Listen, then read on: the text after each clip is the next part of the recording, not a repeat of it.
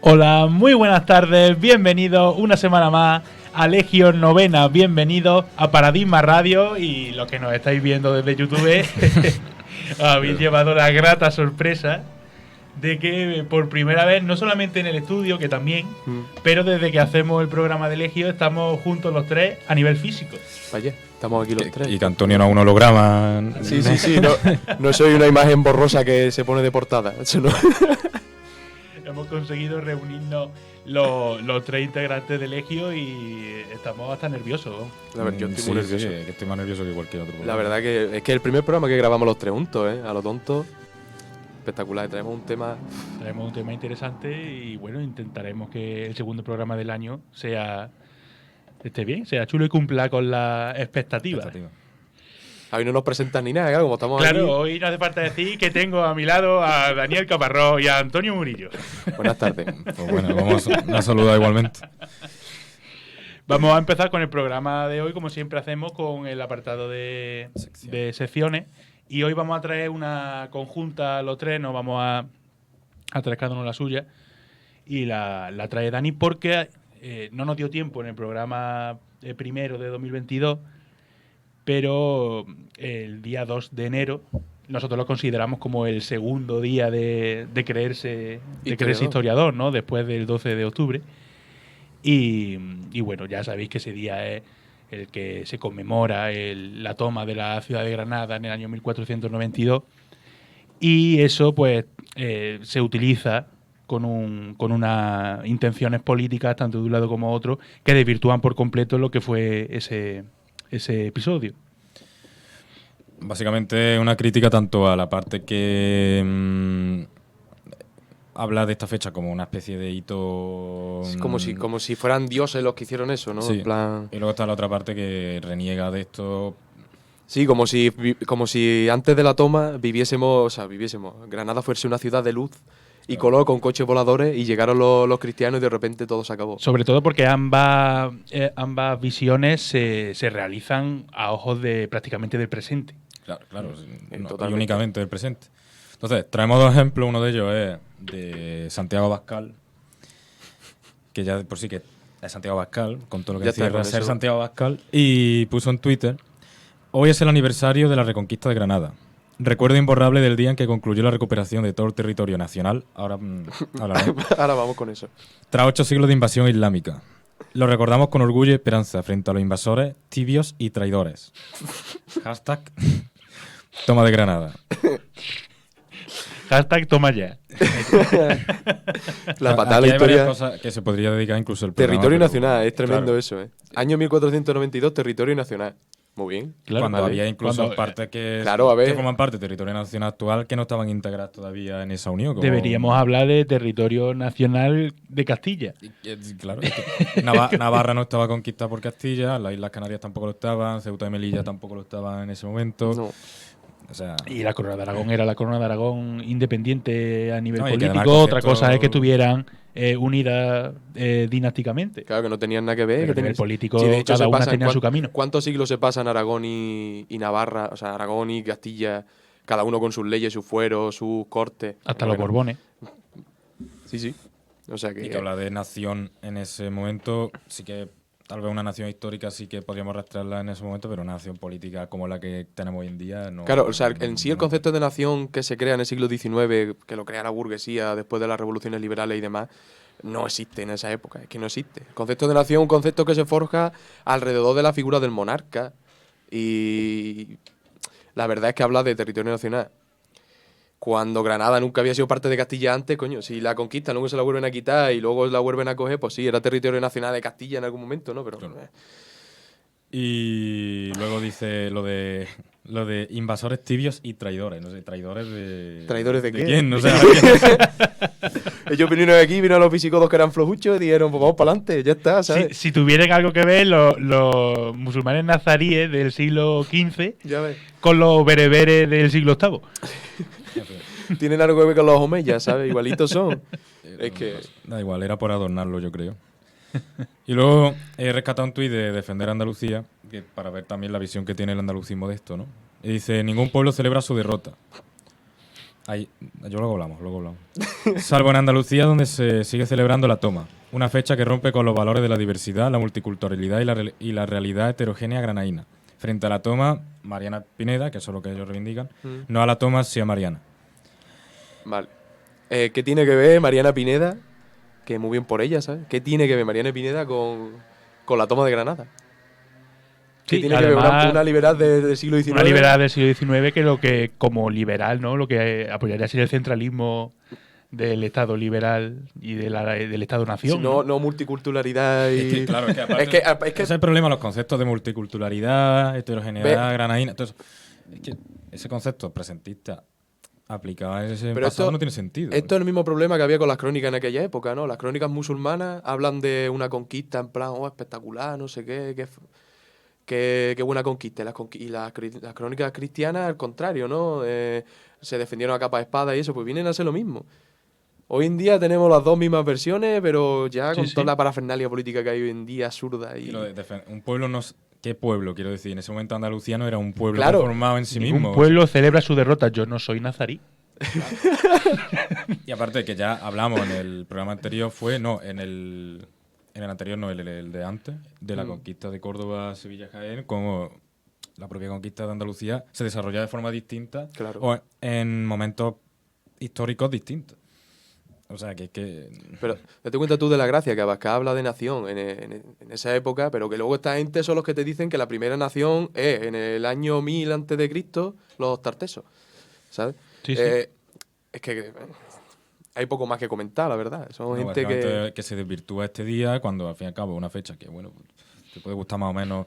Es que no es que te guste el hecho, ¿no? Es que lo que pasó. Es lo que pasó y punto, ya está. Vamos a dejar de pegarnos no la estudio según me guste o no me guste algo, sino lo que pasó.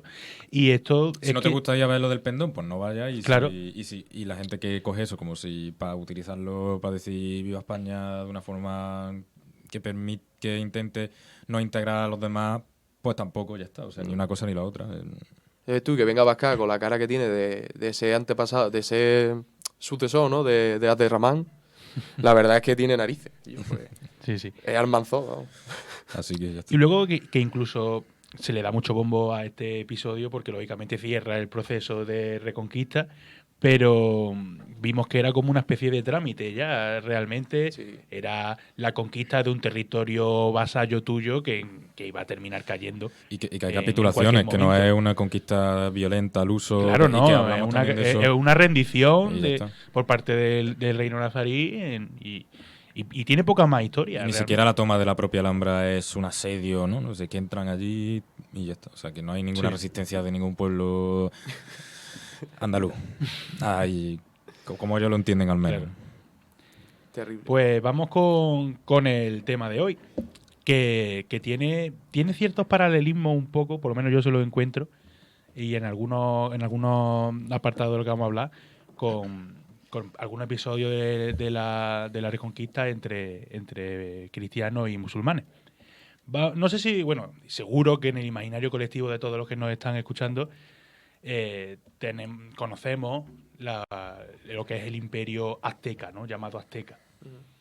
O por lo menos a todos nos suena ese imperio precolombino, ese imperio mesoamericano que se encontraba a la llegada de Hernán Cortés en 1519.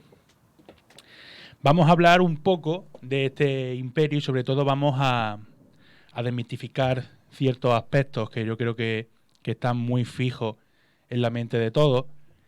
Y bueno, vamos a conocer un poco de las características principales de este imperio y el enfrentamiento que tuvieron con los españoles, que haciendo alusión a lo que hablábamos antes de algún episodio de la Reconquista, no podemos entenderlo como un puñado de españoles que se enfrentan a un conjunto homogéneo de pueblos indígenas que se enfrentan todos ellos al invasor español. Claro. Ya veremos que no tiene absolutamente nada que ver, igual que pasaba en la misma península, en época de la Reconquista, que no era un continuo episodio de guerra entre cristianos y musulmanes, ni mucho menos. Los cristianos guerreaban entre ellos, los musulmanes guerreaban entre ellos, había alianza entre unos y otros, y eso va a pasar aquí. Vamos a ir conociendo un poco este imperio que vamos a dejar de llamar azteca porque ellos, como se denominaban a sí mismos, eran mexicas. Y la manera correcta, o la manera más, no es que sea incorrecta azteca, pero la manera más correcta de llamar a este pueblo es mexicas. Y me sorprende porque la gente no suele relacionarlo mucho. Cuando hicimos lo de los playoffs del torneo, de los imperios, eso, bueno, que la gente que no escucha aquí no lo sabe. Claro, que nos siga de Ivo, los clásicos sabrán de lo que estamos hablando. Unas votaciones como una especie de playoff de NBA para ver qué imperio ganaba, le dedicamos un programa. Yo puse Imperio Mexica y creo que mucha gente no lo reconoció, como imperio azteca. Claro. Pero hablamos del mismo imperio y ya decimos que mexica es la manera correcta de llamar a este pueblo. Mexica. Me gusta mucho esa palabra. Bueno, y todas las palabras de y los... el actual nombre de México, claro, pues lógicamente viene de ahí. ahí.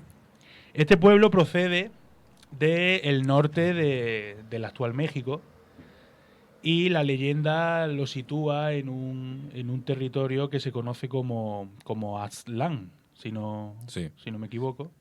Como la Tierra Mítica. La Tierra Mítica, de donde procederían. Es la Tierra Media mexicana, ¿no? Suena un poco a Tierra Media y a Crónicas de Narnia, ¿no? O sea, Pues Aztlán, además, suena como el león. Sí.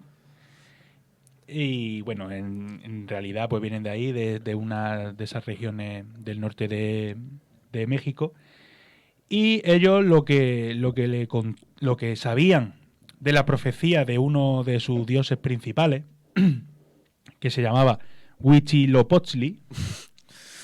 Avisamos de que... Y estoy orgulloso porque lo he dicho bien a la primera. Si lo dices rápido es más fácil, Huitzilopochtli. Y parece que no te has equivocado. Avisamos de que va a haber muchas palabras. Esta gente tiene una manía extraña con poner T y después una L a las palabras. Con lo difícil que es pronunciar, ¿sabes? Es muy complicado.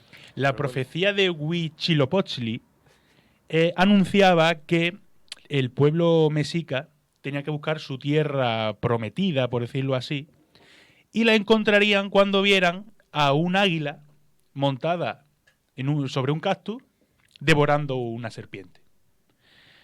Esta imagen del águila devorando a la serpiente sobre un cactus es la que preside la bandera del actual Estado de México, que estamos viendo ahora mismo la imagen de la bandera. Su escudo, vale. Su escudo, efectivamente. Claro, tú dices, Huitzilopochtli, eres tú gracioso, ¿sí? Donde encuentres tú un águila con una serpiente montada encima de un cactus, ahí. Ahí. Hazte tu país ahí, chico. Hombre, yo no te estoy diciendo que me mande la ubicación de dónde es, pero el dios cristiano, por lo menos a los Reyes Magos, mandó una estrella, ¿no? Que lo guiara al portal de Belén. Aquí no, aquí búscate la vida. Cuando encuentres el águila. La encontraron. Claro, se tiraron 100 años vagando. Imagínate como no grande eso para encontrar el águila, ¿sabes? Se tiraron en torno a un siglo vagando por las tierras del actual México y hasta que encontraron por fin en lo que se conocía como el lago Texcoco el águila en el cactus con la serpiente medio devorada. Entonces, eso se produjo en el año 1325, se conoce la fecha exacta, y ahí fue donde los mexicas se asentaron y fundaron la ciudad de Tenochtitlán. Tenochtitlán. Tenochtitlán. Fue casualidad ahí porque si analizásemos el urbanismo de Tenochtitlan, estamos hablando de que es una ciudad que está en un lago. Eso es impresionante. Sí, ponemos también... Ponemos la imagen la de chinampa y cómo cultivaban y todo eso es espectacular. Hay quien ha intentado relacionar eso con la Atlántida, todo se intenta relacionar con la Atlántida, como ves algo más redondo de la cuenta y con agua, es la Atlántida. Y bueno, hace hincapié que estamos hablando todo en tema mítico, legendario, todos los pueblos tienen eso. Claro, coño, Roma venía de Eneas, ¿no? Y llegó allí y formó la Mundial, y luego ya tuvo a Rómulo y Remo y todas las cosas estas. Tiene algunos paralelismos y algunas similitudes con la historia de Roma, también podríamos decir, porque se empieza con un pequeño pueblo que progresivamente va ganando protagonismo en la región. Claro. De hecho, un siglo después, en el siglo XV, va a formar lo que se conoce como la Triple Alianza. No estamos hablando de Bueno, Estaba sería Bismarck por una allí, especie de eje mesoamericano. O algo así. Algo así. Una triple alianza entre los mexicas de Tenochtitlan y otros pueblos, en este caso los de Texcoco y Tlacopan. Eso suena a... Me está dando hambre, te lo juro. Me suena todo a... Texcoco y Taclopan eran los compañeros de esta triple alianza con los mexicas. ¿Qué es lo que pasa? Que a partir ya, sobre todo de 1430, se van a ir imponiendo los mexicas en esa triple alianza hasta el punto de que esta va a estar gobernada desde Tenochtitlan. Sí, y se va a hablar ya de imperio mexica. Solo que van a capitalizar el poder. Que bueno, ahora un poco hablaremos de eso. Yo creo que, por lo menos, vamos a basarnos sobre todo en las cosas de Tenochtitlan, o al menos la sociedad que se da en Tenochtitlan, que es la ciudad más importante. ¿Vale? Sí.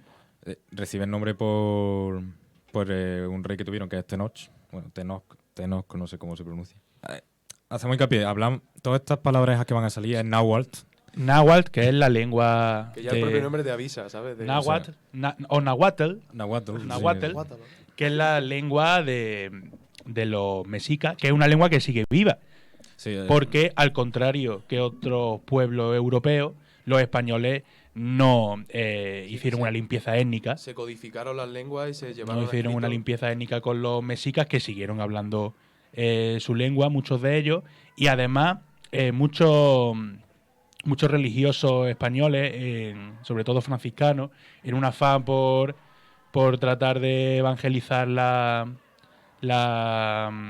nuevas conquistas, ¿no? Sí, los nuevos territorios. Pues lo que les interesaba a ellos era tratar de ellos. comunicarse de la manera más sencilla con los mexicas, y eso lo hacían lógicamente aprendiendo el idioma. Claro, allí indígena. la religión se impone, pero lo que es la cultura, a ver, sí, el castellano al final también es la lengua administrativa, es como cuando llegaron aquí los romanos y se impuso el latín. Y hay Pero traductores y todo no eso. se desprecia lo otro, y se codifica y se estudia. Entonces por eso nos queda hoy eso. Y el maya sigue vivo también. O sea, Claro, el vete náhuatl tú a no saber. lo desconozco, la Sí, verdad. el náhuatl sigue vivo, de hecho. Pero el maya sí sé que la lengua maya sí. El náhuatl es la segunda lengua más hablada de México después del español, y lo hacen en torno a 1,5 millones, 2 millones de personas. Ojo. Bueno, y tenían sus traductores y sus cosas. De hecho, la famosa India Malinche, que acompañaba a Cortés, hacía esa función de traductora, Sí, de intérprete. de intérprete. Sí, sí. Y bueno, le damos a la sociedad un poquito. Ya Vale, hablando vale. un poco de que sí, a partir de ya de esa segunda mitad del siglo XV se establece el poder por parte de los mexicas, que toman, digamos, el control de esa triple alianza. Vamos a hablar ya un poco de esa sociedad del imperio mexica, esa sociedad mexica, cómo estaría estratificada. Pues Leslie Bethel es que yo nombro a los autores y si los pronuncio bien, esto es como el náhuatl. No sé si. Habla y es que he recogido de su investigación, de su artículo, he recogido este extracto que creo que es interesante porque dice que la mayoría de cronistas españoles e historiadores del siglo XIX han aceptado que la sociedad mexica era en muchos sentidos similar a la de los reinos de la Europa feudal. Así, para describir, no dudaron en usar términos como los reyes y príncipes, corte real, todo eso. ¿Por qué he cogido este extracto? No tanto porque sea así tal cual, sino porque a lo largo del programa vamos a ver algo, y yo creo que vamos a desmentir en parte la idea que se tiene sobre los aztecas, en ese pulso de poder que tuvieron con los españoles, de, bueno, una gente que viene a reventar un modo de vida que era, bueno, no sé, una panacea pacífica o algo así, cuando en realidad había una sociedad de clase Claro, estamental, que ahora hablaremos de sí. eso, muy fuerte. Con sus nobles, con sus plebeyos, con sus esclavos, con sus artesanos, con Y todo ya eso. no solamente hablaremos de lo que toca ahora en concreto, que es hablar sobre la propia sociedad mexica, sino cómo trataba ese pueblo mexica a otros pueblos A los subordinados. de Mesoamérica subordinados a ellos, que es todavía peor. Claro, o sea, que es un sistema y además una administración, e incluso la propiedad de la tierra, que también hablaré, es muy controlada y que realmente hay muchísimas partes, muchísimos estamentos y muchísimas personas importantes dentro de esta sociedad que van a tener privilegios por encima de otros. Entonces, la sociedad en un primer momento se basa, sí es verdad que se basa como en unas primitivas aldeas comunales y tal, pero bueno, eso va avanzando y podríamos considerar la sociedad azteca, como he dicho, como una sociedad de clase, donde hay un grupo dominado versus un grupo dominante. Claro. Hay autores que hablan de sociedad estamental. Ya sabemos que la diferencia entre estamento y clase sería aquella que la clase le da más prioridad a lo económico Sí, y el estamento a la sangre, al nacimiento. al nacimiento. Pero sí es verdad que en última instancia pues, los estamentos más altos son Más rico. los más ricos. Claro. Entonces, pues bueno, yo soy partidario a lo mejor de hablar de una sociedad de clases, pero ahí está el debate, ¿no? La primera palabra rara que sale aquí es que yo no sé, cuando la T y la L van juntas, eso cómo se dice, porque yo digo tla, ¿no? Tlatoque. Tlatoque. El tlatoque, no los taltloque, en plural, porque luego está el gobernante, su hermano, ¿sabes? el pro. Los taltoques eran los gobernantes, ¿vale? Los pilpitin, o es que no sé dónde está el acento, es que ese es el problema, que no hemos tenido, es que el náhuatl se enseña mal. O sea, los pilpitin son los nobles, ¿vale? Que tienen, todos estos son los que tienen privilegios políticos, económicos, sociales, y por otro lado están los macehualtin, que es el pueblo común, o sea, la base del pueblo Estado. llano, ¿no? Por decirlo de alguna manera. Que su actividad es meramente productiva, claro, dentro de este sistema y esta lucha de poder y de relaciones de producción, pues ellos son la parte productiva, ¿no? Claro, los pilpitín no producen absolutamente nada, solo Malos ratos, yo creo. guerrean, ¿no? Es lo único que producen. Con ese nombre. Los macehualtin pues son los que pagan tributos a los pilpitín y taltoques en forma de fuerza de trabajo o productos. Y bueno, los pilpitín pues dominaban todo este estamento ya fuera por herencia o por conquista. Y claro, es que el tema de la conquista y la batalla era muy reconocido porque eran nobles y guerreros. Los nobles y los guerreros más valerosos son los que más, en muchos casos, los que más potestad van a tener, ¿no? O sea, se va a valorar mucho el tema de la guerra en los mexicanos. Es una sociedad muy belicosa. Sí. De hecho, por eso se hacen con el control, porque a diferencia de sus vecinos, son. Que premia mucho también el valor, ¿no?, de esos guerreros. Claro, son la sociedad más belicosa de la zona. Y claro, eso también se demuestra en la propia sociedad, que el más guerrero, el más fuerte, por final es el que va a subir para arriba. La nobleza se autodefine además, como todas las grandes noblezas, como descendientes de toltecas guanacos, es decir, una nobleza que pretende afianzar su poder, como también lo hacen muchos monarcas en Europa y tal, es decir, bueno, nosotros somos descendientes de tal cosa, ¿no? Los toltecas, que son los primeros pobladores, o así ellos lo consideran, y en última instancia pues también son, como no, descendientes de Quetzalcóatl, que sería, digamos, el dios más importante del panteón mexica. Sí, es como el Zeus de los mexicas. Que incluso van a llegar a pensar, a la llegada de los españoles, que son los hijos de Quetzalcóatl. Sobre todo por la barba, porque allí son, o sea, los indígenas americanos son imberbes. Son imberbes la gran mayoría. Y claro, llega allí Cortés montado a caballo con su armadura reluciente, con la barbaca esa que tendría de estar perdido por la selva, y dije, hostia, yo... Ya hablaremos más adelante de ese impacto entre dos pueblos que se parecían poco. Es que es poco, la verdad. Por eso yo creo que uno de los momentos más interesantes de la historia, por ese encuentro, ¿no? Pero bueno, más cositas de la nobleza. Como he dicho, el estamento con los mayores, si lo consideramos estamento, sería el estamento con los mayores privilegios de poder. Va a controlar los distintos ámbitos de la vida pública y privada de lo que es el pueblo azteca. Y va a haber una unión entre nobleza y Estado. El Tlatoani es el rey, o sea, el monarca, ¿vale? El máximo, ¿no? La máxima autoridad civil, política, militar y religiosa.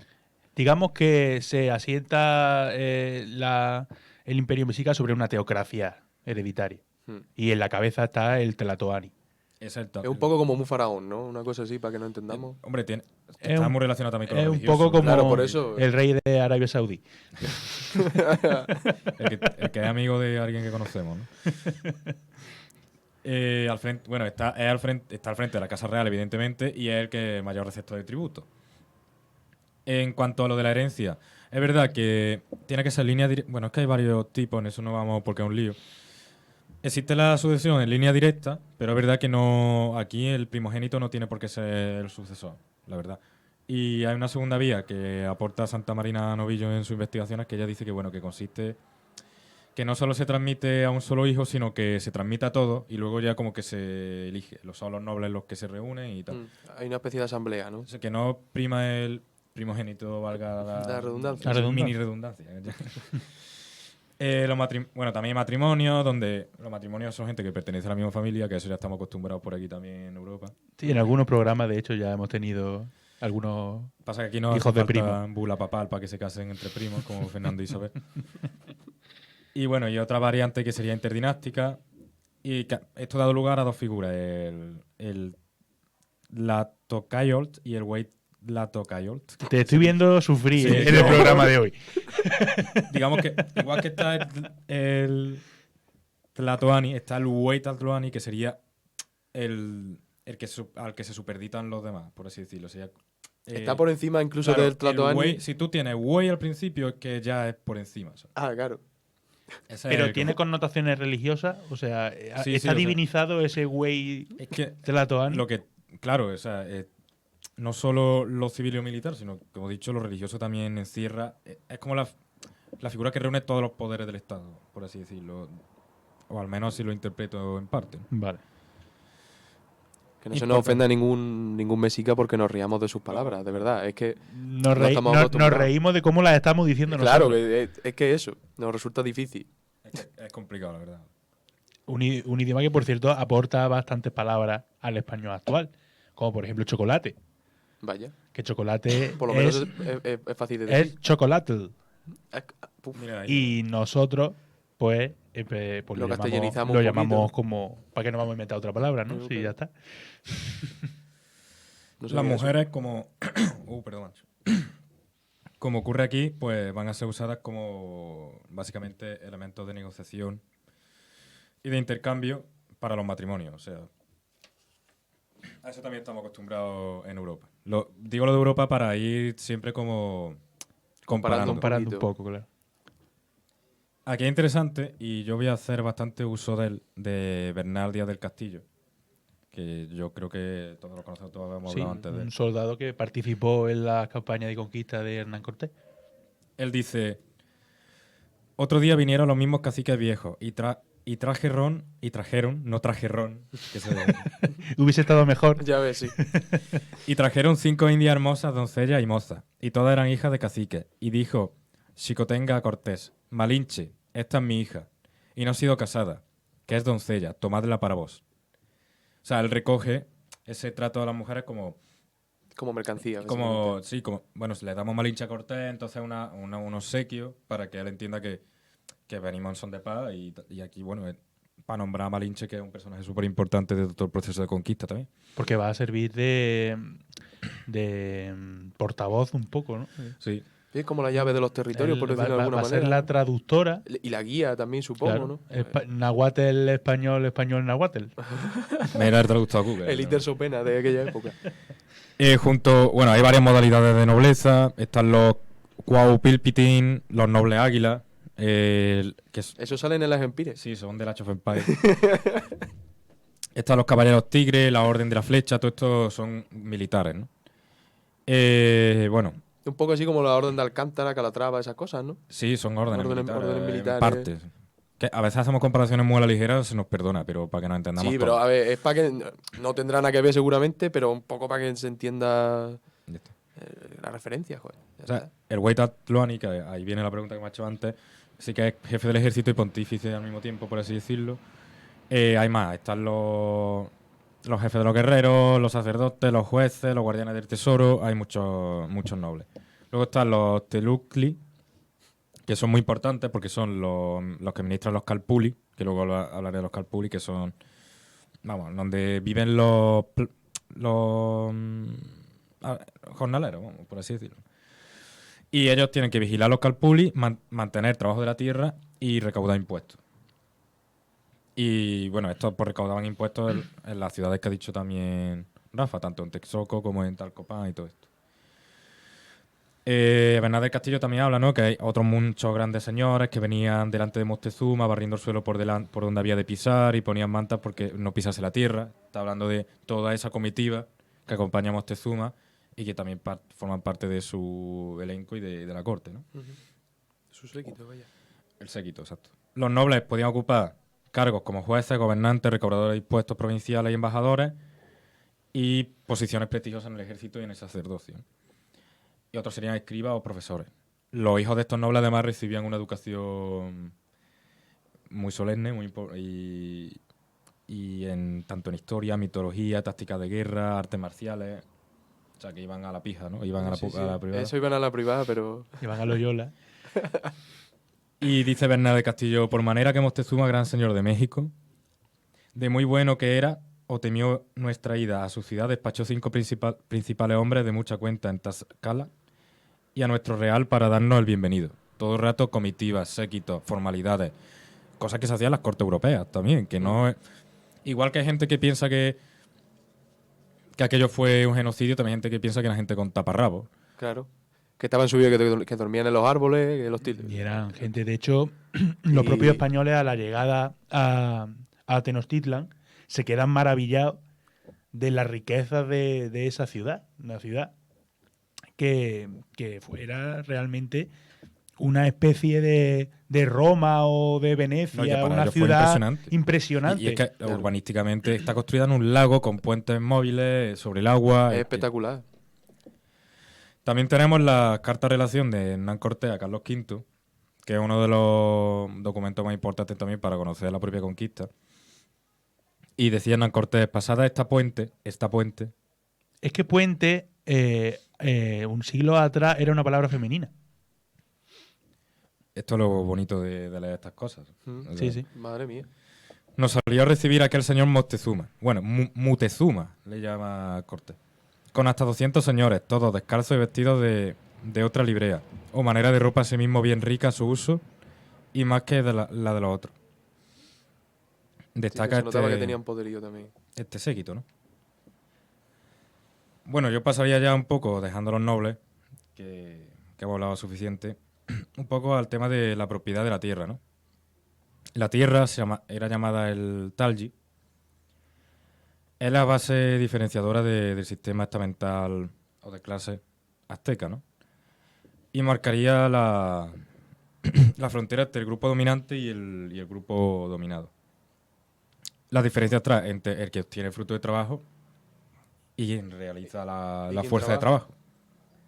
Eso lo entendemos todo porque sigue pasando a día de hoy, ¿no? Claro. Hay distintos... el náhuatl me está sentando mal. Pues bebe agua para el náhuatl. Vale. Hay distintos tipos de tierra que tienen designaciones concretas. Están los Tlatocatlali, o tierra del soberano, los Pilali, o tierra de los Pilpitin, y las tierras destinadas a las que son, bueno, que van a cubrir gastos de palacio y demás, ¿no? Y hay otras tierras que son exclusivamente para la guerra y otras que son exclusivamente para los templos. Es decir, cada pilar del Estado va a tener una producción concreta en un tipo de tierra concreto, que eso a mí me parece sorprendente porque es que está estructurado y administrado de una forma impecable. No, tremendo, ¿eh? La organización Y estatal... todo ello controlado mediante impuestos y demás, ¿no? Hay un debate historiográfico, ¿no?, en cuanto a la propiedad de la tierra y tal, si es por confederación de tribus, que si está vinculada al cargo. Lo que parece que está claro que sí que hay una vinculación tierra-cargo, es decir, según el cargo que tengas, pues la tierra pues será mejor o peor. Ya adentrándonos en lo que son los plebeyos, los macehualtín o plebeyos viven en extensas familias, solo que van a trabajar el campo, que son los calpuli. Ya hemos hablado de la figura del recaudador de impuestos, que es el quien va a vigilar estos calpuli. Y bueno, es importante destacar que este sistema de dominación va a generar también un malestar entre los propios pueblos sometidos a este sistema. Y que esto va a ser clave a la hora de la conquista, porque claro, muchos de estos que se ven presionados por el Estado mexica son los que se van a aliar con el propio Cortés para finalizar la conquista de México. Habla Bernal del Castillo de nuevo. También se les dio a entender el gran poder del emperador nuestro señor y que veníamos a deshacer agravio y robo. Dieron tantas quejas de Montezuma y de sus recaudadores que le robaban cuanto tenían. Y a sus mujeres e hijas, si eran hermosas, las forzaban delante de ellos y sus maridos. Es decir, muy contentos no es que estuviesen con el señor Montezuma. En cuanto a la movilidad estamental, es complicado, ¿no? Pero sí que existía una posibilidad de ascenso social, sobre todo por vía militar. Sería Claro, la más... lo que hemos comentado antes. Pero bien es cierto que los cargos más altos pues, del ejército estaban reservados a la nobleza. O sea, eso no podía acceder, ¿no? Sí, podía ser cabo primero a lo mejor, pero general no, olvídate. Es curioso que se podía ganar la libertad de la esclavitud y que los hijos de los esclavos no estaban reconocidos como tal. Pero claro, había gente que se esclavizaba para pagar deuda, pero eso encerraba un problema. Es que tú, al ser esclavo, por derecho, tu dueño podría ofrecerte en sacrificio. O sea, que tenías que tener cuidado con esa lección. Y elegí bien al dueño. Ya ves. Y elegir bien al dueño. que me temo que no lo elegías tú. Si le debía a alguien, era el que te tocaba. Eso es así. Y Luego estaban los artesanos Venía- y comerciantes. venía rápido Kukulcana por ti, entonces, en ese caso. No, yo creo que para verte en esa situación tendrías que estar muy mal para autoesclavizarte, por así decirlo.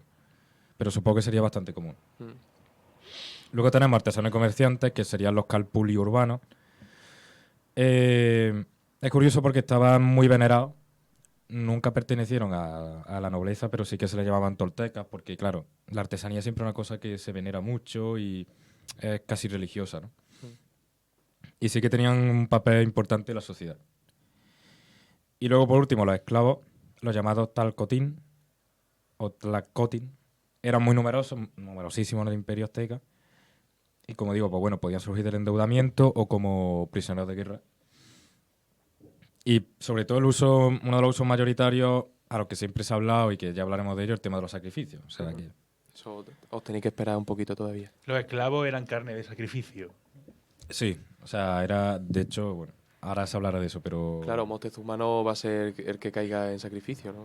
Claro. Cae cualquier pringao Claro, me claro. al que engancha. Terminó siendo bastante Normalmente- pringado. Moctezuma. Ya, la verdad que Moctezuma sí. fue muy pringao. La verdad que era un poco Luis IX, pero...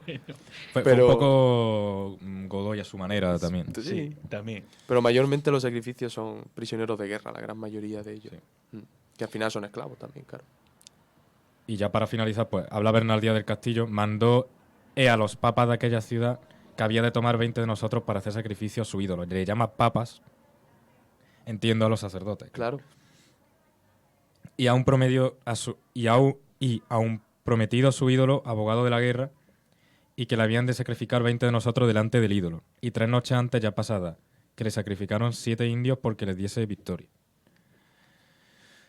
Y bueno, como digo, pues podían comprar la libertad, los hijos no se consideraban esclavos y algunos trabajaban para un dueño doméstico mientras que otros trabajaban para labrar la tierra. Y en ocasiones había esclavos que podían tener otros esclavos. El esclavo del esclavo. El esclavo del esclavo. ¿Y en qué posición queda el esclavo? del Madre esclavo? mía. Pues en una palabra que no quiero conocer, la verdad. O sea, porque ya me voy a morir.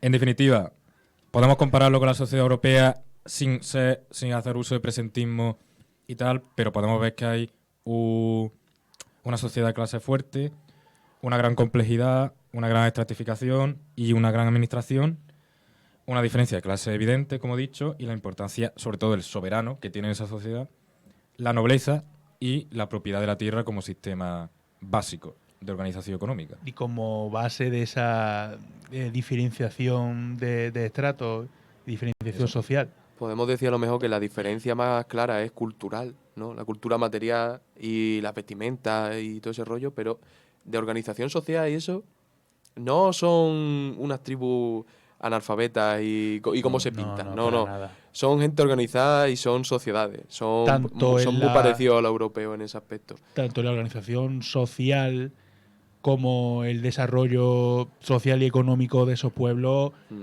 estamos hablando de un nivel bastante avanzado. Claro, y ahora lo vamos a ver que nos lo va a contar, aquí Ya Rafael. os dejo a vosotros que Pero no doy para más. Sí, básicamente vamos a hablar un poco de aspectos, pero muy concretos, de de la llegada, del momento en el que se produce la llegada de Hernán Cortés en 1519 y su tropa a México. Hernán Cortés, según nos dice Bernal Díaz de Castillo, que como ya hemos dicho, guerreó con él, era algo poeta y hacía las coplas en metro y prosa. Y lo que platicaba, es decir, lo que hablaba, lo decía muy apacible y con muy buena retórica.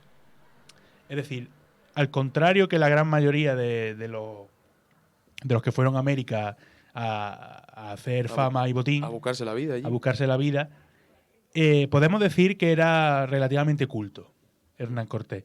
De hecho, él estudió en la Universidad de Salamanca, aunque no llegó a licenciarse, pero era una persona que podemos considerarla como culta. Hizo estudios de Derecho. De Derecho, efectivamente. Derecho a América. Cortés, Ya me cayó, lo siento. Cortés era Todavía hay un chiste así, no pasa nada. Sí, bueno, esto, es que muchas veces yo creo que se enfadarán si no decimos algún chiste malo. Cortés era un hidalgo nacido en Medellín, en Extremadura, Un pueblo precioso, por cierto. que quizás se conoce ahora más el otro Medellín, Sí, se conoce la otra cara de la otra cara de Medellín. La otra cara de la moneda. Sí.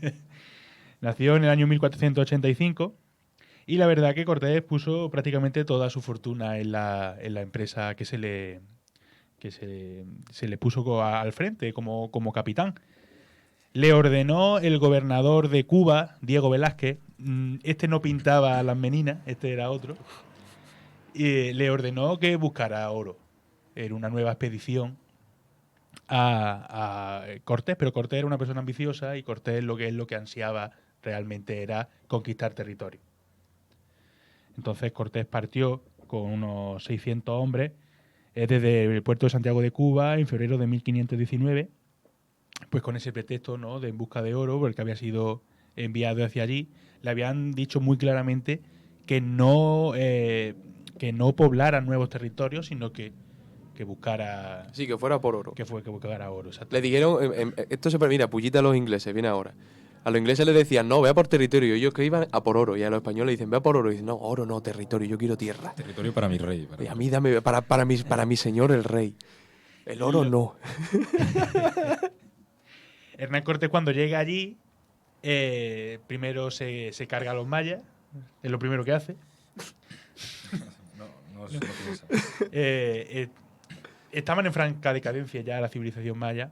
En ese episodio es cuando se une a la expedición de Cortés esta Malinche, que tan útil sería para los sucesos venideros.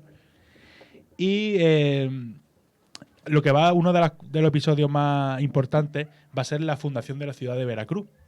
Y esto lo hace Cortés para librarse un poco de la dependencia de Diego Velázquez. Pues dice, si yo creo aquí mi propia ciudad y mis tropas me eligen como capitán general y gobernador de la ciudad de Veracruz, yo no tengo que rendirle cuenta a Diego Velázquez. Luego Diego Velázquez mandará tropas al mando de Pánfilo Narváez. Pánfilo. Y cuando estaba ya en Tenochtitlan, estaba Cortés, va a tener que ir a sofocar y ahí se lía un poquito. A las tropas de Narváez y deja a uno de su hombre de confianza, Pedro de Alvarado, lo deja con muy pocos hombres en Tenochtitlan. Una persona conflictiva. Una persona conflictiva, Pedro de Alvarado. Pedro de Alvarado no dudaba. No. Él decía, sospecho que me van a mandar una trampa, me van a matar. Me van a matar. ¿Qué puedo hacer yo? Matarlos a todos antes. Los mato antes. Hombre, bien jugado. Está. Sucedió hasta en dos ocasiones. Sí. Una la hizo Cortés en la ciudad de Cholula. Y otra la hizo en la propia Tenochtitlan, lo hizo Alvarado. Él sospechaba que le iban a tener una trampa y dijo, bueno, pues los cargo a todos. Y ya no. Se llama la masacre del templo. Del Templo Mayor. Del Templo Mayor, exacto.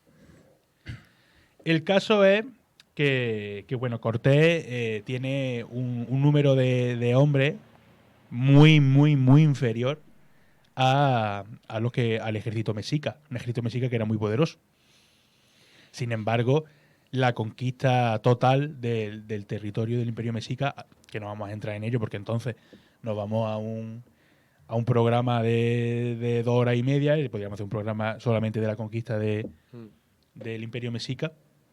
Se producen en apenas 2 años y medio. Si hablamos de que desembarca de Santiago de Cuba en febrero de 1519, es el 13 de agosto de 1521 cuando definitivamente capitula Tenochtitlan después de un largo asedio y digamos que se incorpora el nuevo virreinato de Nueva España al Imperio Español.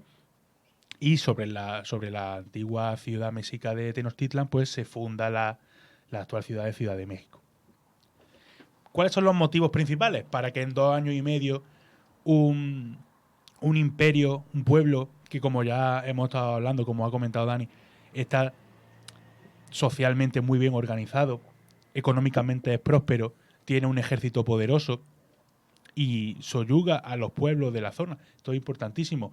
El Imperio Mexica recibía importantes tributos de pueblos de la zona, como los tlaxcaltecas, que eran sus máximos enemigos.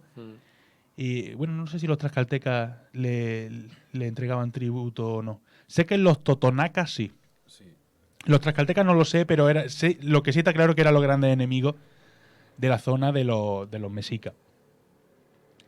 Pues vamos a desgranar un poco los grandes motivos de la victoria en tan corto lazo de tiempo de Cortés.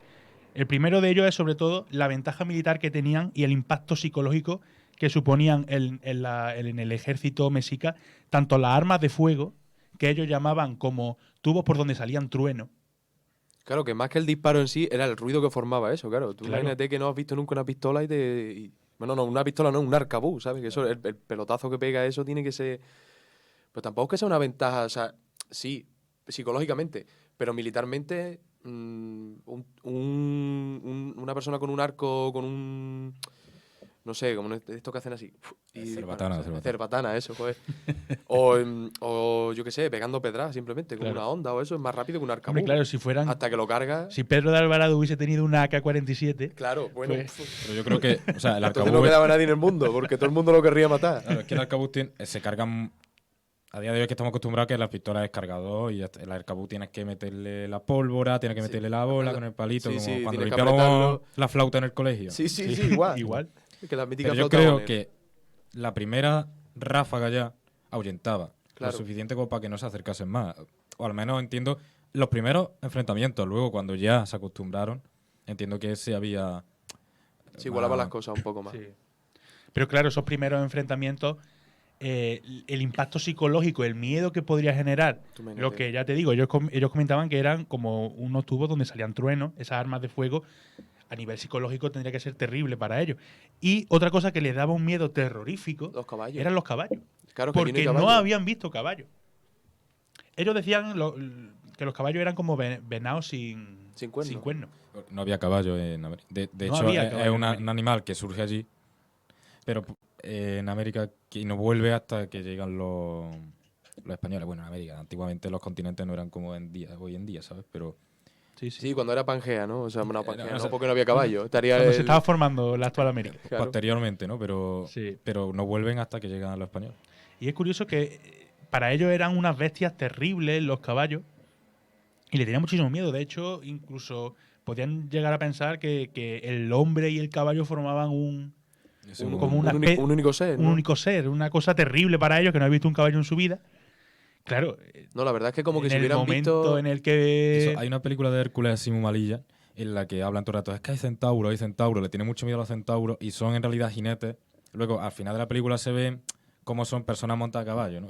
Pero en el ideario tenían como ese miedo de que en realidad eran centauros, ¿no? Yo creo que les podría pasar Sí, sí. algo parecido. Y es una cosa que entiendo perfectamente, porque si yo intento ponerme en la piel de una persona que nunca en la vida ha visto un arma de fuego y un tío montado a caballo yendo hacia ti a matarte con una espada De- toledana, De un material que tampoco sabes qué es lo con, que es. con un material que es el hierro, que tú no trabajas el hierro y te destroza, aunque sean muchos menos, pero tienen una ventaja importantísima frente a ti. Además, no podemos olvidar que los españoles, que ya llevábamos mucha guerra a la espalda. A nivel de táctica de guerra, estaban mucho mejor disciplinados y entrenados que los mexicas. Algo que también motivó Sí, claro, eso también. esa ventaja. Otro de los motivos principales de esta victoria fulgurante de Cortés, las epidemias que provocaron algunas de las enfermedades que los europeos pues llevaron de manera indirecta al continente, que a ellos no afectaban porque tenían anticuerpos en su sangre después de muchas generaciones, pero que provocaron un destrozo tremendo en la población mexica. Eso fue lo peor, lo que más personas mató fueron las epidemias. Eso sin duda, más que, Sí. más que la guerra incluso. De hecho, los propios mexicas, ellos lo achacaban un poco al castigo de los dioses, porque dicen, ¿cómo puede ser que nosotros estemos diezmándonos de esta manera y a ellos no les afecte? No se ponía la mascarilla. En verdad es que vieron como si... Tú imagínate que esto pasa al revés, ¿sabes? Y aparece aquí las 7 plagas de los males, pero es que en verdad es que les aparecieron todos los males que se supone que iba a traer Quetzalcóatl o Kukulcán, como lo quieras llamar. Yo es que pienso en ellos, los mexicas, como si llegaran de repente aquí, a nuestra sociedad actual, unos extraterrestres. Claro. Es que era algo como una cultura y un pueblo completamente distinto. Entonces, claro, esas epidemias que venían de Europa, pues asolaron a gran parte de la población mexica. Y luego, por último, el motivo principal, aunque todo lo que hemos estado comentando son importantísimos, ¿no? Pero yo creo que el principal, el que le dio de verdad un número de tropas importante a Cortés, fue el apoyo de pueblos indígenas como los totonacas y sobre todo el señorío de Tlaxcala, los tlaxcaltecas, que eran esos grandes enemigos de los mexicas. Con los que ellos vieron los tlaxcaltecas que con los españoles pues podían quitarse ese yugo de los mexicas. Y ellos decían, vale, nos van a quitar el yugo de los mexicas, pero vamos a tener que ser vasallos del rey de esta gente, del rey Carlos. Pero decían, bueno, vale, pero esta gente no sacrifica a nuestros hijos. Ya ves, es un paso, ¿sabes? Vamos avanzando. Exactamente. Porque el régimen de terror al que estaban sometidos los pueblos indígenas por parte del Imperio Mexica, pues hicieron que la gran mayoría de estos pueblos abandonaran a su suerte a los mexicas. No que abandonaran a su suerte a los mexicas, sino que le hicieran la guerra. Claro, que apoyasen a los españoles. Si es que el ejército de Cortés, el grueso, son tropas indígenas. Ellos, aquí evidentemente no se puede decir ni mucho menos que digan, ay, madre mía, estos europeos nos van a dar la oportunidad de ser libres, ni mucho menos. El sueño español. Y de hecho eran otros cabrones. Pero ¿y el gustazo que nos vamos a dar de reventar a los mexicas? Ya ves. Eso solo pasa una vez en la vida, te ha tocado a ti. Exactamente. De ver la cabeza Moctezuma en una pica. Entonces, numerosos pueblos mandaron tropas con Cortés y ya digo que el señorío de Tlaxcala fue el que más tropas pues mandó y ayudó a la empresa de la conquista de México. Y hablábamos un poco de estos tributos que tenían que pagar al imperio mexica. Bueno, muchos de ellos eran pues en alimentos, en otro tipo de productos, y el más polémico, el que más le jodía a esta gente, lógicamente, era el de los sacrificios humanos que tenían que entregar a población de estos pueblos para ser entregados a los dioses de los mexicas. Y es que les quitaban el corazón palpitante. Eso ahora vamos a contar un poquito. Háblanos un poco de los sacrificios humanos. Los tipos de sacrificios que hay, un montón. Pero es que los pueblos subyugados tenían que mandar...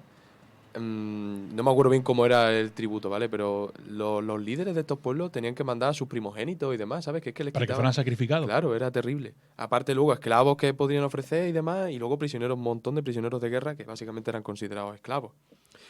El sacrificio que está más conocido es este típico, ¿no? De la película de Apocalipto, que le sacan el corazón, no sé qué. Eso se llama sacrificio por extracción del corazón.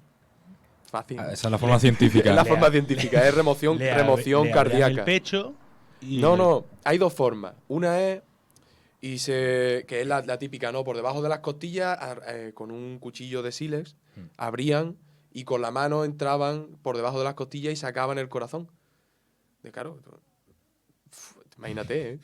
Está feo, ¿eh? Que escúchame, que te abres las costillas para meterte la mano y arrancarte el corazón. Un espectáculo para toda la familia. Bueno, y había otra forma que era por el lado, que no sé si... No, en la imagen se está viendo. Abría por el lado a la altura del pecho, así debajo de la sila, y los traían por ahí también. Esas son las dos formas del ritual de extracción del corazón. Que están bastante bien documentadas y demás, pero esta es la más famosa.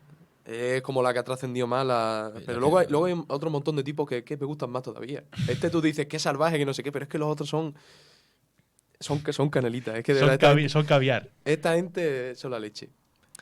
El siguiente método de ofrecer en sacrificio y demás, la decapitación. Sabemos todo lo que es, ¿no? Le cortaban la cabeza. Esa es sosa. Esto podría estar relacionado con el juego de la pelota. ¿Vale? El típico juego de la pelota que sale en la película esta del El Dorado, ¿no? Sí.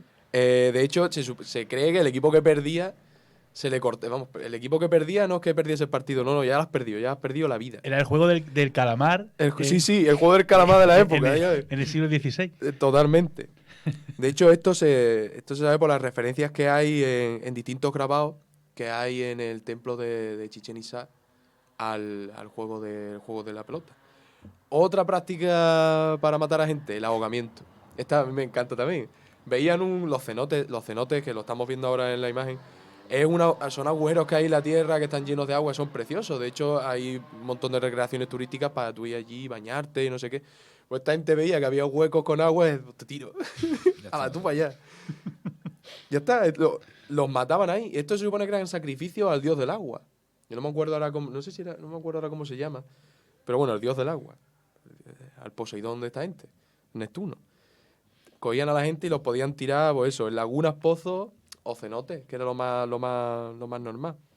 Luego está el degollamiento, que no es decapitación. El degollamiento es por puro placer de ver al tío desangrarse. Le rajaban el cuello y hasta que no se desangraba, pues ya está. Es como el casi decapitado de Harry Potter. Es así, sí. ¿Por qué se llama casi decapitado? Pues ahora te lo explico. Este ritual se asociaba con la fertilidad y con rituales calendáricos de esta gente y demás. Hay otro que también me encanta, que es el flechamiento. Y cogían al tío... Que no es que se enamorara de... No venía Cupido. De una muchacha. Pero las flechas sí venían. Cogían a la víctima, la ponían en un palo atado desnudo y los arqueros danzaban a su alrededor. Encima con Encima cachondeo, ¿sabes? Y... No te creas tú que empezamos, bueno, por lo menos ahí está bien, ¿sabes? Porque las flechas iban todas directas al corazón, otra especie también como de ritual.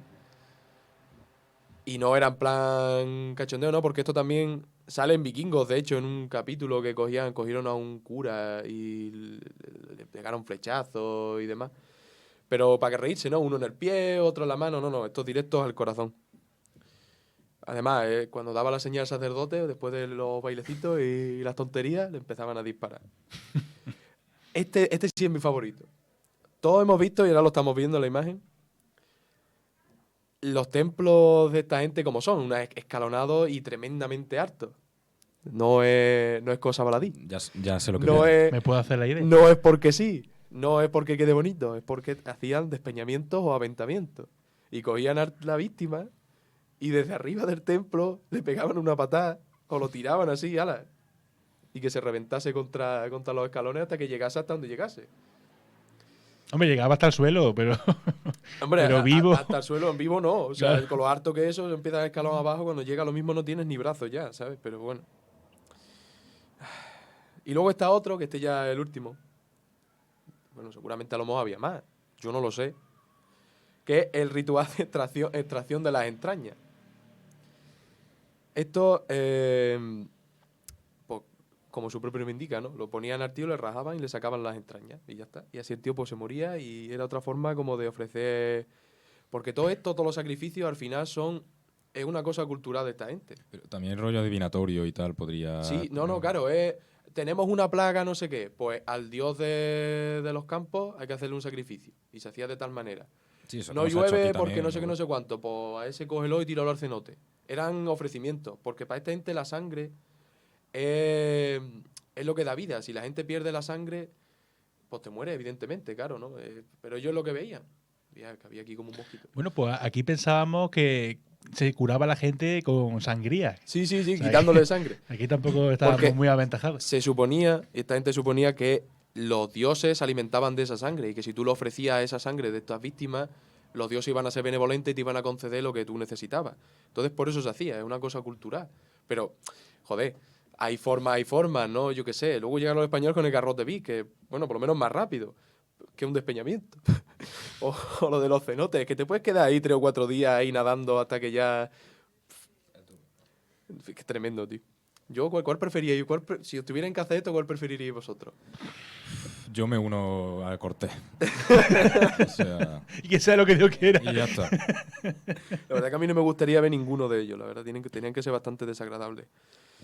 Pero bueno, ya os digo que es una cosa que es bastante sacralizada. Era todo Sí, religioso. era un ritual, era una ceremonia rituales religiosos. religiosa. Que, bueno, nosotros lo podemos ver como algo en plan... Claro, pero es muy presentista. Que salvajes, que no sé qué, no sé cuánto. Los romanos también hacían sacrificios humanos. Los vikingos hacían sacrificios humanos. Claro, y aquí hemos quemado gente también. Claro, por y ceremonia los, religiosa. los protestantes se hartaban de quemar gente en la hoguera, ¿sabes? Bastantes más, de hecho. O sea que... Sí, que encontramos, volvemos otra vez a lo mismo, encontramos ciertos paralelismos con una población y una sociedad europea con la que no se tenía ningún tipo de contacto, pero que con un nombre u otro... Que pues, también te digo una cosa, que entre morir por una flecha, unas pocas de flecha, o quemado, yo no sé qué prefiero, ¿eh? sí, sí. Yo prefiero la flecha, ¿eh? El caso es que estos pueblos, subyugados por los mexicas, pues vieron a los españoles como esa oportunidad de decir nosotros no podemos porque no tenemos la fuerza suficiente como para derrotar a los mexicas. Unidos a esta gente probablemente se consiga, y se consiguió. Y lo que habla de la similitud está claro en tanto que Cortés sabe con quién tiene que parlamentar. Al fin y al cabo, Claro. sabes que hay alguien que manda. Es O que sea, preparándome el programa recordaba a cuando hablamos de Fernando III, que sabía con qué taifa llevarse bien, que sabía a qué taifa atacar, cómo se llevaban las taifas entre ellas. Claro. Me ha recordado un poco eso de Cortés, conforme va estando allí en México, va viendo qué pueblo se lleva mal con este, quién me puede ayudar para atacar a este, porque entre ellos hay algunos pueblos que se llevan bien entre ellos, hay pueblos que se someten de buena gana, digamos, a los mexicas, otros que lo odian a muerte, y Cortés sabe jugar ahí para... Sí, para el tío poder- antes de mover la ficha miró bien el tablero a ver dónde tenía que ponerse. Y hay una cosa bastante curiosa, que es que podemos semiafirmar que la conquista de México la realizaron los propios pueblos indígenas y que la independencia la realizaron los españoles, Vaya. porque eran criollos que eran descendientes de los conquistadores. López Obrador. Entonces, la paradoja que tiene la historia. Vaya. por eso era traer este tema, para hablar un poco de todos esos temas. Que se tienen como muy... Esto es así, así, así, ¿no? Y no. Conocer un poco la cultura mexica y que sin la ayuda de los pueblos otros pueblos mesoamericanos, pues probablemente Cortés no lo conoceríamos, no hubiese pasado la historia porque se lo hubiese encargado pronto. Que esto al final viene a ser un poco con lo que empezábamos, ¿no? Como por ejemplo lo de las dos versiones estas que tenemos de la toma. Uno por un lado y otro para el otro y ninguno tiene razón. Pues lo mismo pasa con América. Nosotros no fuimos allí hermanitas de la caridad, Por supuesto que no. pero tampoco fuimos en plan como se ponían los ingleses o los belgas en el Congo. no es que que encima eso en el siglo XIX. No es que ¿sabes? no fuimos, es que fueron los que estuvieron. Claro. Nosotros Claro. no fuimos. No, o sea, eso aparte que es como el meme, ¿no? Es que los españoles los quitaste. ¿A mí qué coño me cuentas? ¿A mí qué me cuentas? Ni los mexicanos fueron porque eran los que estaban allí. Claro. No, y vamos a ver que el programa Pero que tampoco... el programa no se hace para entrar en si uno era bueno o malo. No. Es para decir que es que sin la ayuda de los indígenas no se conquista México. No. Es Eso está fundamental. clarísimo. Es fundamental. De hecho, Y es que la conquistaron ellos. Se conquistaron a sí Se mismos. conquistaron a sí mismos. Pero un poco era eso. La reflexión de Legio, la moraleja de este programa de Legio es esa. Ni unos son tan buenos, ni los otros son tan malos, ni al revés. está. Y ya está, es simplemente un proceso de conquista donde hay muertos porque hay guerra, pero tampoco es algo sistematizado, genocidio racista, ¿no? Que además luego se le da estatuto y vamos, que son súbditos del reino, que son españoles también, los que están allí en América. Hombre, luego hay que entrar en lo de la encomienda y todo ese rollo, que eso ya va aparte. Y hay sería mucho para otro debate ahí, programa también. pero eso da para 57 programas. Sí, sí. América da para, vamos. Pues bueno, no sé si queréis decir algo más y si no pasamos al Yo creo juego. que se ha quedado claro el debate y sería darle vuelta a lo mismo, la verdad. Sí. No. Ahora Pues no hay vamos ni- a finalizar Venga. este primer programa A ver cómo lo de hacemos los para tres no- físicamente. A ver cómo lo hacemos para no verlo. Claro. A ver, vamos a poner de nuestra parte, no vamos a intentar hacer la bueno, sí, trampa, claro. pero tú guárdatelo. Sí, tú ahí escondido, Dani. Es un adivinar el personaje clásico. O sea, voy dando una. Ya lo explico de nuevo. Una pista y cada uno va diciendo, pues creo que es este, hasta que lleguemos a la conclusión de qué personaje es, ¿vale? Empieza tú, venga, Rafa. Venga. Vale, Rafa. La primera pista. Nace en Madrigal de las Altas Torres. Oh, Madrigal me suena un montón, tío. Me suena un montón. De hecho, me suena a un conquistador. Yo solo estoy pensando en la alineación del Villarreal. Madrigal de las Altas Torres. Me suena a Madrigal, tío, de un conquistador. O no. Bueno, lánzate al cenote, Rafa. Es que ahora me ha venido a hablar de Lez. No, no he hablado de Lez. Bueno, yo como no lo sé, porque es que no lo sé, voy a decir Marco Sena. Tampoco. Vale. Es una persona muy devota. Es una persona muy devota. ¿Madrigal de cómo era? Bueno, Juan, yo sí me lo sé. De las Altas Torres. Vale. Y era muy devota.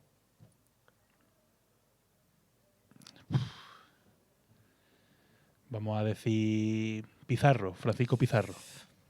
No sé si era muy devoto, pero no. ¿Puede ser Felipe II? Tampoco. Joder. Madre mía, van todos fuera, la grada, todo, ¿eh? Protagoniza una guerra civil. Vale. La reina Isabel. La reina Isabel la Católica. Entonces, porque ha dicho era muy devoto. Bueno, perdón. El personaje era muy devoto. Ahí la ha jugado, ¿eh? Que no, que he ganado de manera justa. Bueno, la guerra civil, como sabemos, contra la Bertaneja. Contra su sobrina. La otra era su matrimonio fue muy determinante con Fernando el Católico, príncipe de Aragón y rey de Sicilia en ese momento. Luego ya sería rey de Aragón también. Y tiene una serie en televisión española. Protagonizada por Michael Jenner. Por Michael Jenner, sí. Vale. Segundo. Ahora empieza Antonio, ¿vale? Nace en un país de piratas.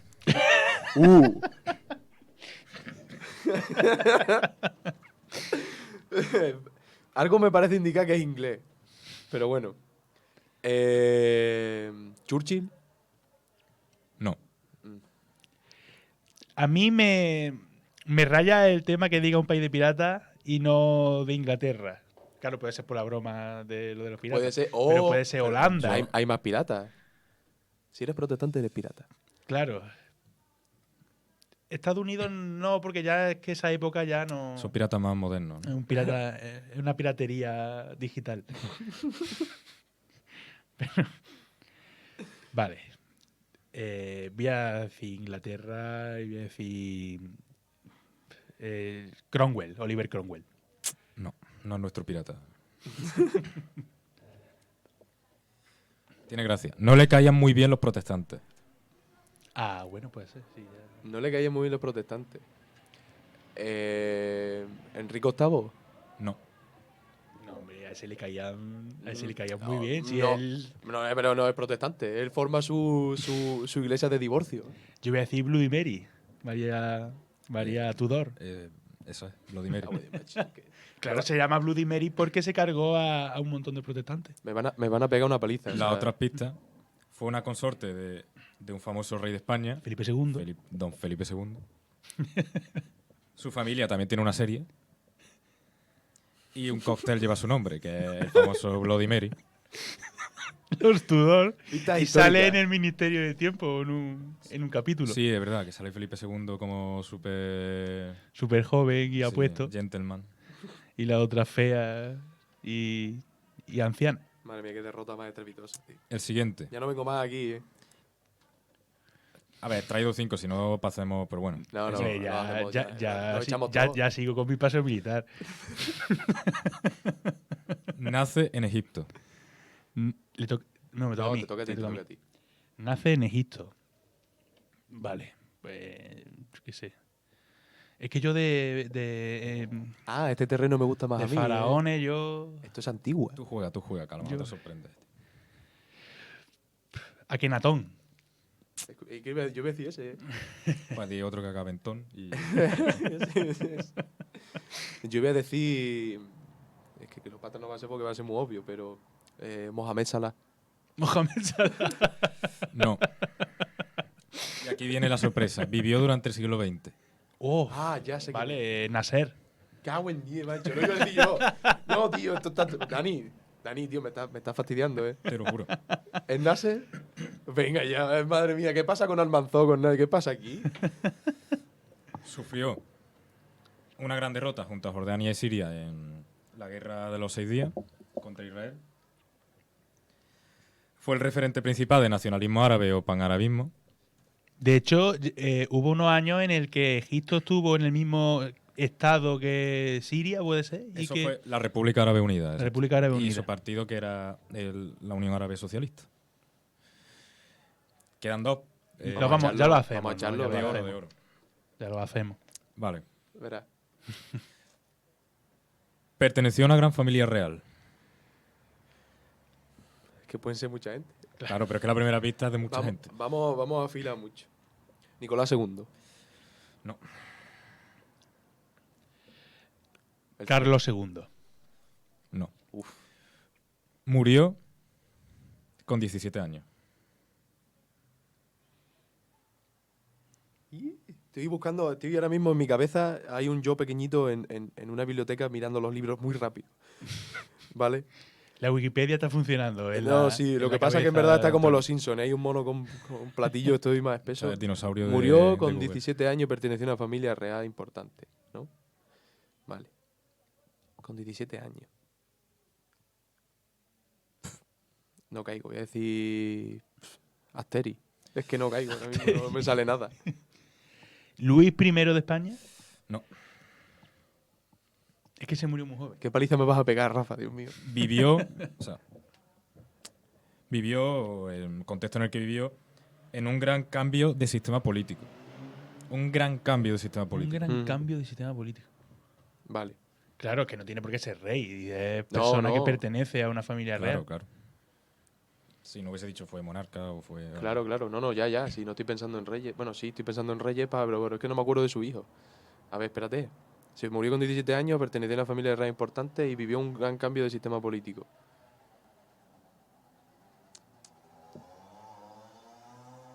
Joder, estoy pilladísimo, no sé.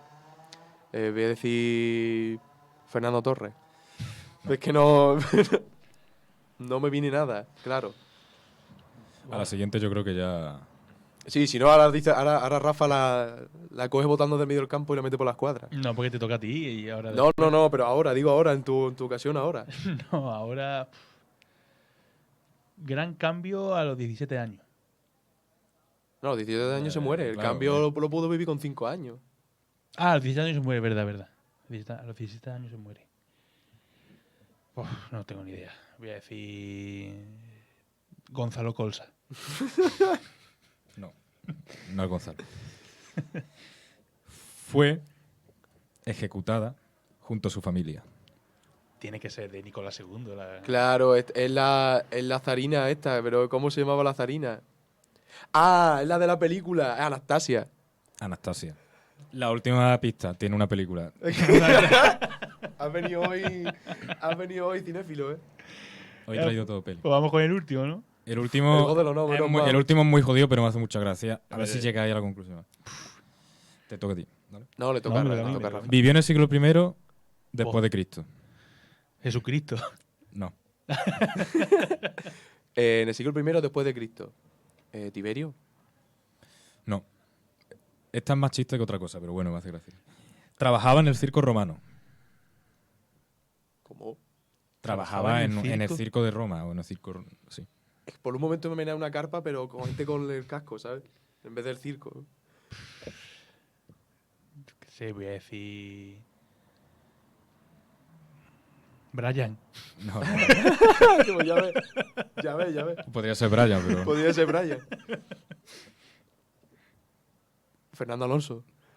Casi. Esta es muy fácil ya, claro.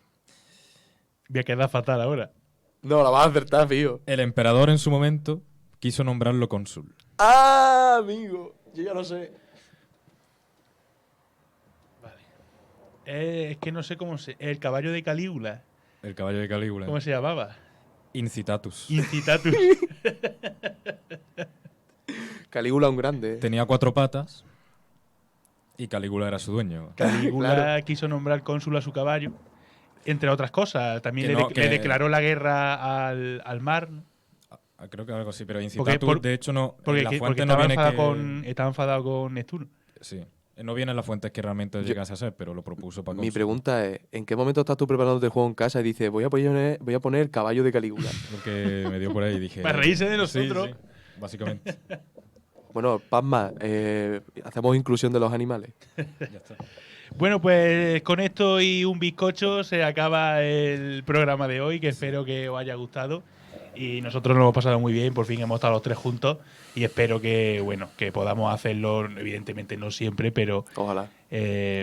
alguna que otra, en alguna que otra ocasión pues podamos estar los tres juntos, porque la verdad que el programa sale más fluido y también para la gente que nos escuche, pues no es lo mismo escuchar desde los micrófonos de Paradigma que desde la casa de Que cada uno. desde el HP de hace 7 años.